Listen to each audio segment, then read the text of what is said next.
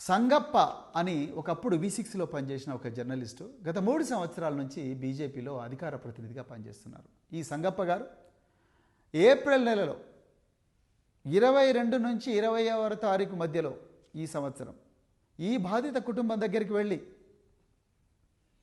వాళ్ళందరితో మాట్లాడి వాళ్ళందరినీ తీసుకొని హైదరాబాదులో జూబ్లీ హిల్స్లో నివాసం ఉంటున్న బండి సంజయ్ గారి ఇంటికి వీళ్ళను తీసుకుపోయినరు. ఆ అమ్మాయి తన బాధంతా వెళ్ళబుచ్చుకున్నది. ఇగో మీ కొడుకు నన్ను ఇడివంగా చేసిండు, ఇగో వీడియోలు ఇట్లున్నాయి, చాటింగ్లు ఇవి ఉన్నాయి, అవన్నీ ఉంటే బండి సంజయ్ గారు చెప్పింది ఏందా అంటే ఆ అమ్మ నాకు చెప్పిందండి. బండి సంజయ్ గారు చెప్పింది ఏంటంటే, మీరు మీ బిడ్డ ఎంతమందితో తిరిగిందో ఏందో నాకు తెలియదు, నేను మాత్రం దీనికి ఒప్పుకునే సవాలే లేదు.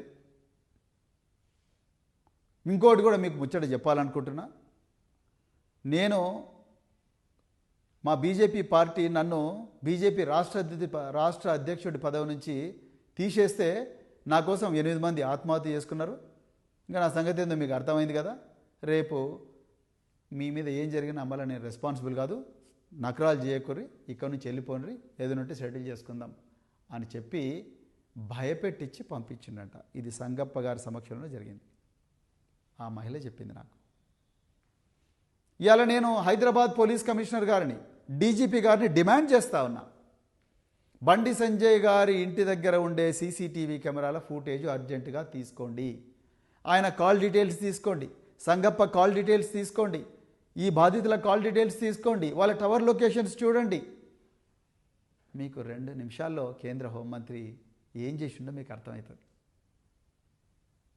మీరు అవన్నీ చేయలేదు. ఇంకా మీరు ఆయన కాపాడాలని ప్రయత్నం చేస్తున్నారు. ఎందుకంటే రేవంత్ రెడ్డికి ఎట్లనే చేసి బండి సంజయ్ని కాపాడాలన్నది ఈ మహిళల మీద వీళ్ళకుండే గౌరవం ఏదో మనకు అర్థమవుతున్నది.